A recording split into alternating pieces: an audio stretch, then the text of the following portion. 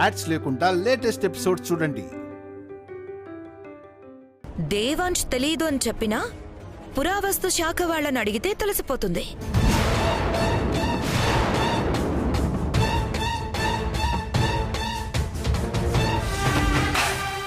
ఈ ఇంట్లో వాళ్ళకి నీ మీద నమ్మకం ఎక్కువ దేవాంశ్. అందుకే నిన్ను అనుమానించడానికి కూడా మొహమాట పడుతున్నారు. కానీ ఇప్పుడు నిజం చెప్పాల్సిందే.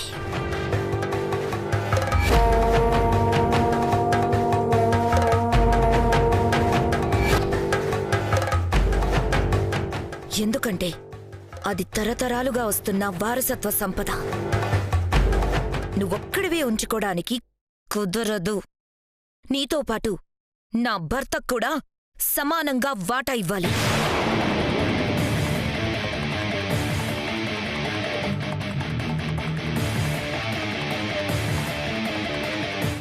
ఊర్మిళ, నిజం అబద్ధం ఏం తెలియకుండా ఎందుకు ఊరికే గొడవ చేస్తున్నావు? హే, ఆపుతారా మీరు? 100 1000 కాదు, 1000 కోట్ల ఆస్తి, సగం ఆస్తి మీకు రావాలి.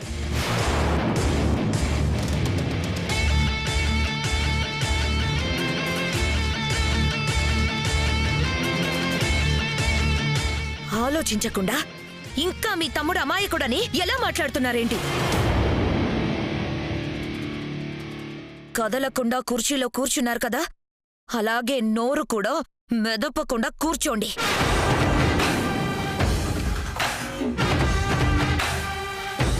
నేను చూసుకుంటాను. ఊర్మిళ! లేకపోతే ఏంటత్తయ్యా? దేవాంశ్ని ఏదో అంటున్నారే గాని మాకు జరుగుతున్న అన్యాయం ఎవ్వరూ ఆలోచించరా?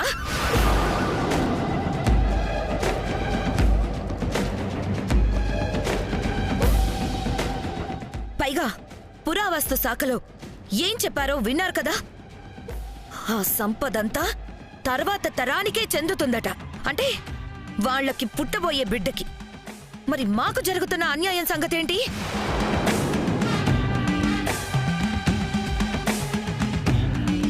ఇక్కడ ఎవ్వరికీ ఏ అన్యాయం జరగలేదు వదినా.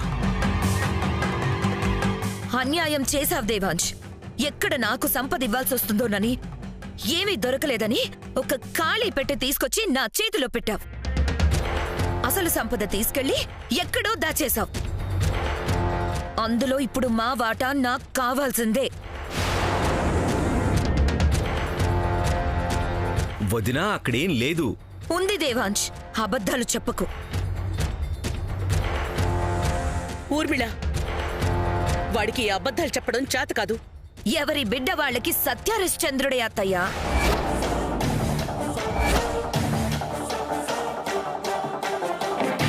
కానీ ఆశ ఎవరి చేతైనా అబద్ధం చెప్పిస్తుంది.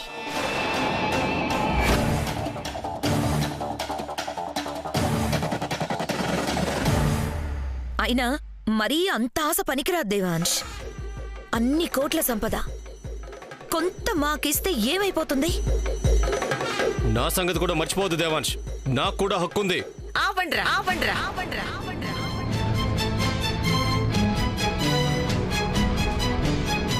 ఏమీ లేని దానికి ఊరికే నా మనవణ్ణి అనుమానిస్తున్నారు. మీరు చెప్పేది నిజమైతే ఎక్కడ దాచాడో ఎంత దాచాడో చూపించి అప్పుడు మాట్లాడండి. చూపించాల్సింది మేము కాదు బామ్మగారు, మీ మనవడు. కానీ తను నిజం చెప్పడు. మీరందరూ ఇతన్నే నమ్ముతారు.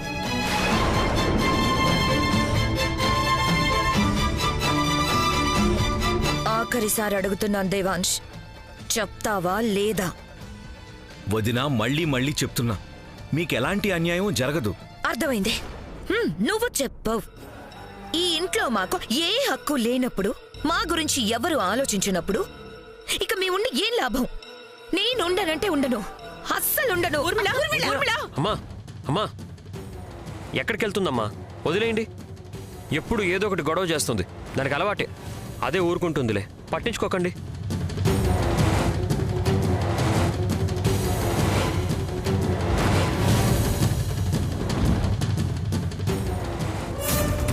నాకు తెలుసు మీరెవ్వరూ నమ్మరని. ఊర్మిళ, ఊర్మిళ, ఏం చేస్తున్నావు? ఆగమ్మా, ఊర్మిళ. అయ్యో అక్క, వద్దక్క. ఊర్మిళ, ఆగు, ఆగు ఊర్మిళ. ఊర్మిళ చెప్పేది నీకే. ఊర్మిళ అయ్యో నేను చెప్పేది వినమ్మా. ఊర్మిళ, ఊర్మిళ, ఆగు. ఆగమ్మా, ఆగు ఊర్మిళ, ఊర్మిళ. ఎవరు రావద్దు. మీకు చెప్పేది రావద్దు. రావద్దు.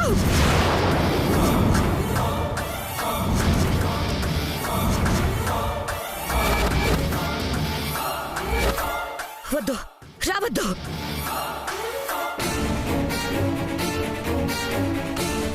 ఎవరు దగ్గరకొచ్చినా నన్ను నేను తగలబెట్టుకుంటాను. దూరంగా ఉండండి. అక్కడే ఉండండి. ఊర్మిళ పిచ్చి పట్టిందా నీకేమైనా? అవును, నాకు పిచ్చే పట్టింది.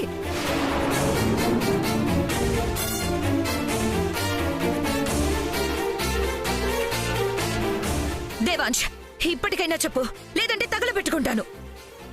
వదినా, నేను చెప్పేది నిజం. అసలు నిజం వేరే దేవాంశ్. ఊర్మిళ, ఆ అగ్గిపెట్టి కింద పడేయమ్మా. తర్వాత నిదానంగా మాట్లాడుకుందాం.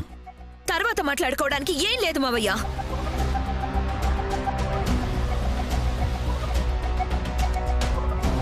ఇప్పుడే తేలిపోవాలి. దేవాంశ్, చెప్తావా లేదా?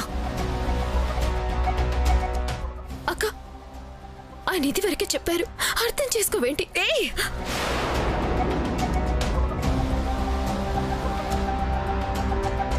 నువ్వు మధ్యలో మాట్లాడుకో. అసలు ఇదంతా నీ ట్రైనింగే. దేవాంశ్ ఇలా ఉండేవాడు కాదు. స్వార్థపరుడిగా నువ్వే మార్చేశావు.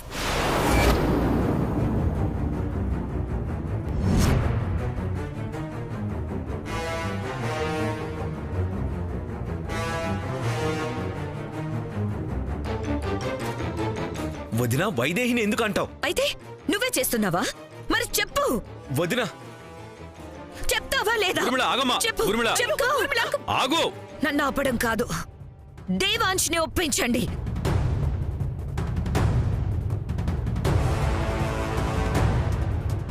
అయినా నేను తగలబెట్టుకుంటానన్నా ఎవ్వరు నోరు మెదపడం లేదంటే అర్థమైంది. ఇది పోతే పోయింది, ఏంటి నష్టం అనుకుంటున్నారా? అంతే కదా? చెప్తా మీ సంగతి. ఊర్మిళ, ఆగమ్మా. ఊర్మిళ, ఏం చేస్తున్నావు నువ్వు? ఊర్మిళ, ఆగమ్మా, ఆగు. ఊర్మిళ, ఏం చేస్తున్నావు? ఆగు ఊర్మిళ. ఏంటమ్మా ఇది? ఆగు ఊర్మిళ. వదినా, ఊర్మిళ. వదినా, ఎవరైనా వచ్చారంటే కాల్ చేస్తాను. ఊర్మిళ, వదినా. అన్నయ్యను వదిలి వదినా. ఊర్మిళ, నా కొడుకును వదిలే. వాడిని చేయకు, వదిలే. దూరం వెళ్ళండి. అందరూ దూరంగా వెళ్ళండి. నీకేమన్నా పిచ్చి పట్టిందా? అవును, నాకు పిచ్చే పట్టింది.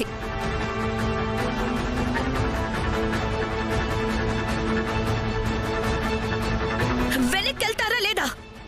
వెనక్కెళ్ళండి. ఎవరైనా దగ్గరకొచ్చారంటే లక్కీని కాల్ చెప్పారేస్తా.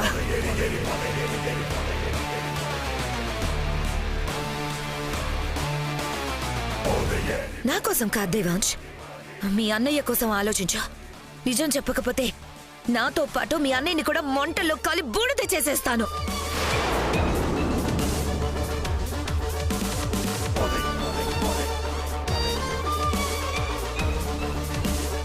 ఊర్మిళ, వాడిని వదిలేయమ్మా. వద్దు ఊర్మిళ, వదిలేవాడిని. వాడిని వదిలేసాయి. అంటే నేను పోయినా పర్లేదా అత్తయ్య? నన్ను వదలమనడం కాదు, దేవాంశ్ని చెప్పమనండి. పోయిన నగల కోసం నేనేదో ప్రయత్నం చేస్తుంటే నాతో నిజం చెప్పించాలని చూస్తున్నావేంటి వదినా? దేవాంశ్, ఇదే ఆఖరిసారి అడుగుతున్నాను, చెప్తావా లేదా? వదినా, చెప్తాను.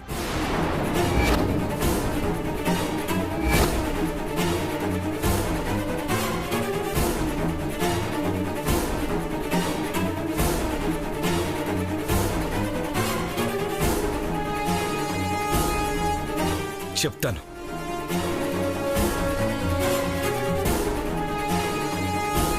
కానీ దానికంటే ముందు మీ అందరికీ ఒక విషయం చెప్పాలి.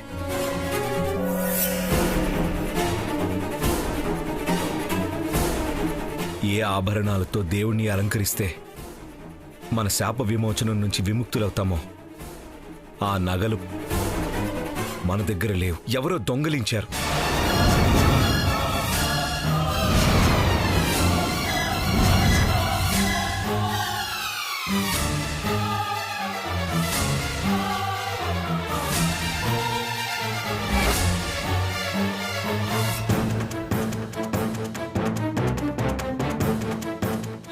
చెప్తున్నావు మనవడా? అవునిందు, ఆ రోజు వాటిని ఎవరో దొంగిలించారు.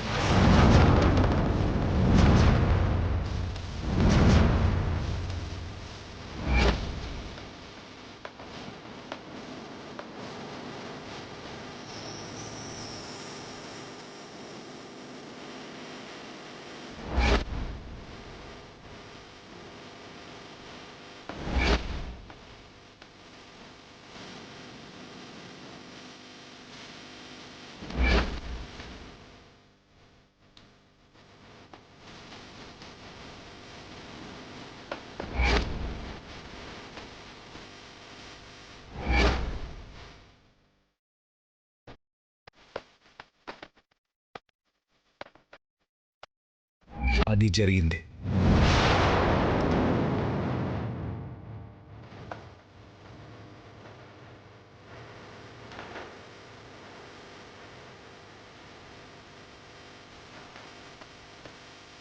ఎవరు చేశారో తెలుసా? తెలీదు నాన్న, కానీ అది తెలిస్తే ఆ రోజు మీరు ఎక్కడ బాధపడతారోనని ఆ పెట్టెలో రాళ్లు పెట్టి తాళం వేసి మీకు అప్పగించాను.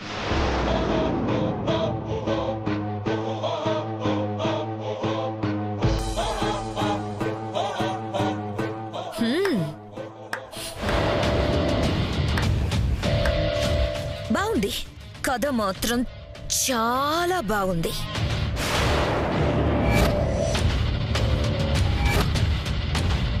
అలాగే ఆ వారసత్వ సంపద గురించి కూడా ఏదో ఒక కథ చెప్పు.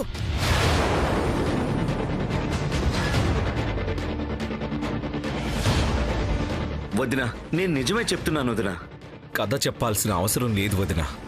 వారసత్వ సంపద భద్రంగానే ఉంది.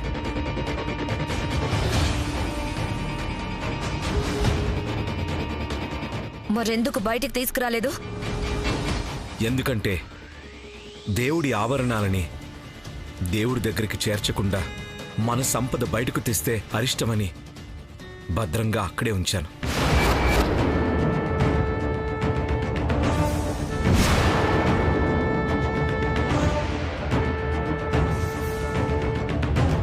నువ్వు చెప్పేది నిజమా దేవాంశ్? నిజం. అందుకే వాటిని బయటకు తీసుకురాలేదు గాని ఆ సంపద మీద వ్యామోహంతో కాదు. నాకు నా కుటుంబం కంటే ఏదీ ఎక్కువ కాదు.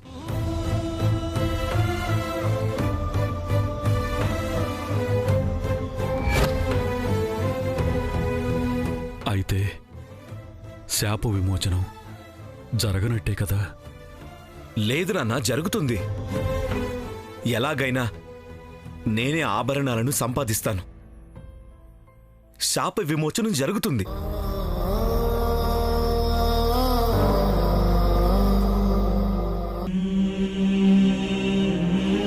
మావయ్య, నాన్న, నాన్న, నాన్న, ఇదంతా నిజమని ఎలా నమ్మేది దేవాంశ్? నేను చెప్పేది విను వదినా.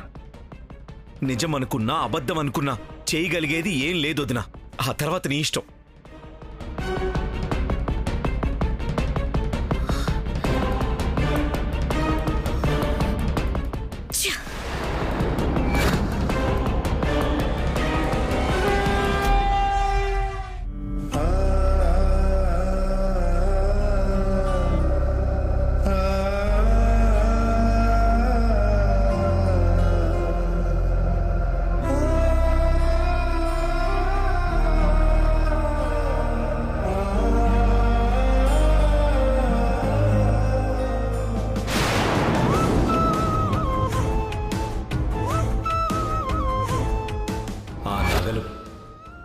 మన దగ్గర లేవు, ఎవరో దొంగిలించారు.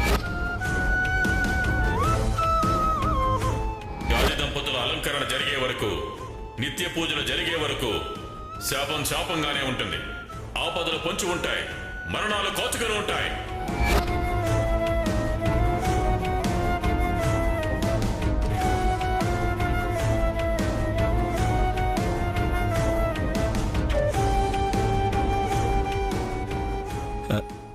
నాన్న,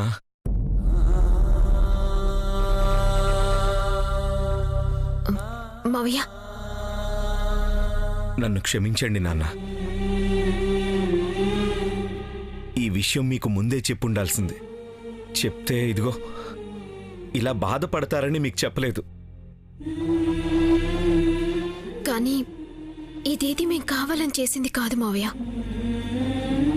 తప్పనిసరి పరిస్థితుల్లో చేయాల్సి వచ్చింది. క్షమించండి మావయ్య. శాపం శాపంలాగే మిగులుండాలని రాసిపెట్టుంటే మీరు మాత్రం ఏం చేయగలరు?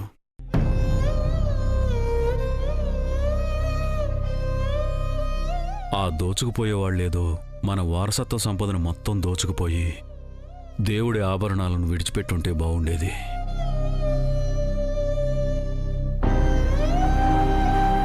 శాపం తొలగిపోనప్పుడు, తర్వాత తరం అన్నదే ఉండనప్పుడు ఎన్ని వేల కోట్ల సంపదుండి మాత్రం ఏం లాభం? మీరు మళ్ళీ నన్ను క్షమించాలి నాన్న. వారసత్వ సంపద దొరికిందని చెప్పాను కదా, అది కూడా అబద్ధమే.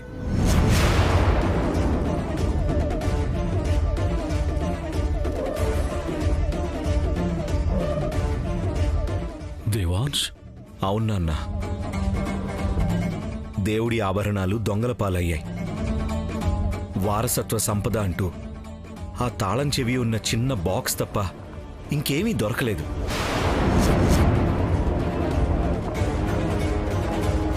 మరి ఇంతకు ముందు దొరికిందని ఎందుకు చెప్పావు దేవాంశ్? అసలు ఆ టీవీలో వార్త ఎందుకు వచ్చింది? ఎందుకంటే దొంగల్ని బయటికి రప్పించడానికి. అవును మావయ్య, దేవుని ఆభరణాలు మాత్రమే తీసుకెళ్లి అంత సంపదని వదిలేసినందుకు మళ్ళీ దానికోసం వస్తారు. అప్పుడు వాళ్ళని పట్టుకొని దేవుడి ఆభరణాలు తీసుకోవాలన్నదే బావ ఆలోచన.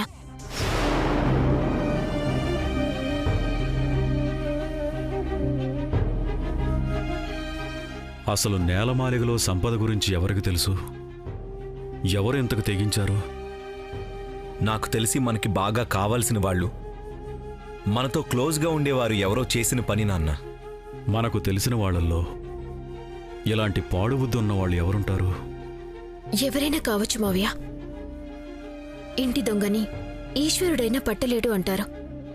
కాని ఇక్కడ ఈశ్వరుడి ఆభరణాలే దొంగతనం చేశారు. మన దగ్గరి వాళ్ళే మావయ్య. ఆ రోజు గుళ్ళో మనతో పాటు ఉన్న వాళ్ళలో ఎవరో ఒకరు. ఆ రోజు గుళ్ళో ఉన్నవాళ్ళంటే మన ఇంట్లో వాళ్ళందరూ ఉన్నారు. పూజారులు ఉన్నారు, గురువుగారి శిష్యులు ఉన్నారు. అసలు వీళ్ళల్లో మనం ఎవరిని అనుమానించాలి? అందుకే నాన్న, వాళ్ళంతట వాళ్లే బయటికొచ్చే ఉపాయం ఆలోచించాను. ఇప్పుడు టీవీలో న్యూస్ చూసి దానికోసం తప్పకుండా ప్రయత్నిస్తారు నాన్న. అందుకే ఈ అబద్ధం చెప్పాను. తొందరగా పట్టుకోవాలి మావయ్య వాళ్ళని. దేవుడి ఆభరణాలు తీసుకోవాలి. అప్పుడే శాపం పోతుంది. నా బిడ్డ క్షేమంగా ఉంటుంది. మన తర్వాతి తరం మీద ఒక ఆశ ఉంటుంది. మీకు నిజం చెప్పకూడదనుకున్నాను నాన్న, కానీ వదిన చేసిన పనికి చెప్పాల్సి వచ్చింది. మిమ్మల్ని బాధ పెట్టినందుకు క్షమించండి. లేదు దేవాంశ్, మీరు సరైనదే చేస్తున్నారు. కలుగులోంచి ఎలుకను బయటికి రప్పించాలంటే పొగ పెట్టాలి. చప్పుడు చేసి లాభం లేదు. ఇలాగే వాళ్ళెవరో కనుక్కోండి. ఈ శాప విమోచనం మీ చేతుల్లోనే ఉంది. మీరే పూర్తి చేయండి.